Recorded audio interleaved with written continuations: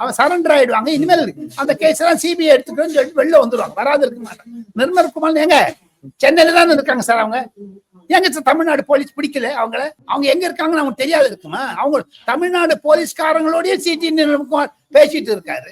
அவங்க ஏன் பிடிக்க மாட்டேங்கிறாங்க? ஒண்ணு கேட்கிறேன். அதுதான் பாஜகவின் அழுத்தமா?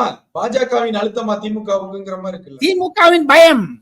பாஜக அழுத்த விடுங்க, திமுக பயப்படுகிறது. அவனை அரெஸ்ட் பண்ணிட்டாங்கன்னா எல்லாரும் தொலைக்காட்சிகளிலும் சரி, திமுக ஆதரவு பேச்சாளர்களும் சரி, ஏன் நானே சொல்றேனே திமுக பயந்து விட்டது என்று. அதனால இப்போ ஒன் சைடா தான் இருக்குதுங்க எல்லாம்.